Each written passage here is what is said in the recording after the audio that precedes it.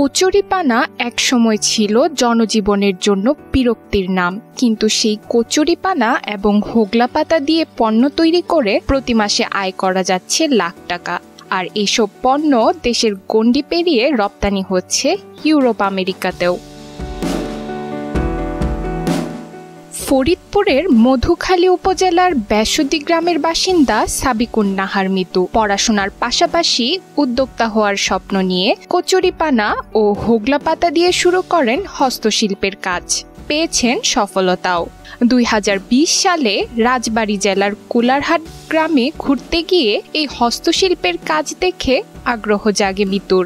আমি যখন ঘুরতে গেলাম, ঘুরতে যে এরকম একটা কারখানা দেখলাম, যেটা দেখে আমার ভালো লাগলো এবং এই কারখানাটা দেখার পর আমি আরও কয়েকটা কারখানা ভিজিট করলাম, এটা সম্পর্কে ধারণা নিলাম।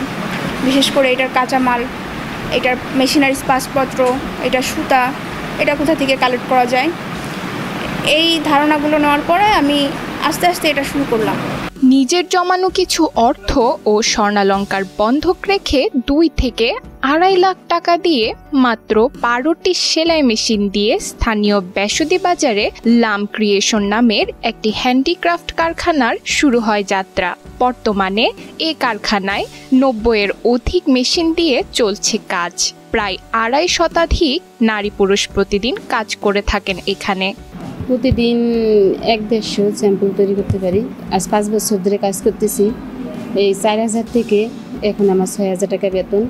আমি সুন্দরভাবে আলহামদুলিল্লাহ আমি সংসারটা চলতেছে। কারখানায় তৈরি এসব কারুপণ্যের কাঁচামাল কচুরিপানা সংগ্রহ করা হয় গোপালগঞ্জ থেকে। এরপর সেগুলো রোদে শুকিয়ে দড়ির মতো পাকিয়ে মেশিনে সেলাই করে ম্যাট তৈরি করা হয়। এসব ম্যাট প্রতি মাসেই 30,000 টাকায় বিক্রি করেন মিতু। সেখান থেকেই বাড়তে থাকে তার আগ্রহ। কারখানা থেকে যেগুলি মাল আসে, কনিকেল, ম্যাট, সেগুলি ফিনিশিং করে আমরা কমপ্লিট করি।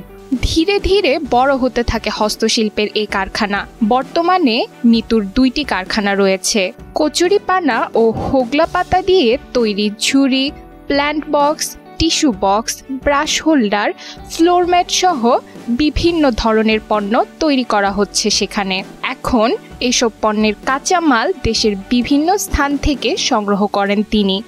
আমার সংসারেতে কারোর কাছ থেকে টাকা নেওয়া লাগে না, মানে আমার নিজের চলার মতো আমার এই বেতন দিয়েই আমার চলাটা আমি চলতে পারি।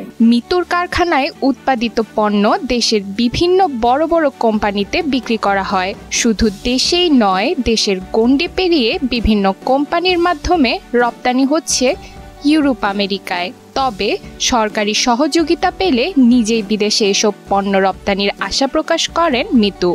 ভিন্নধর্মী কাজের জন্য ইতোমধ্যেই মিতু পেয়েছেন সেরা নারী উদ্যোক্তার সম্মাননা পুরস্কার। ফরিদপুর থেকে সোহাগ জামানের পাঠানো তথ্যচিত্রে ডেস্ক রিপোর্ট নুসরাত তালবিয়া।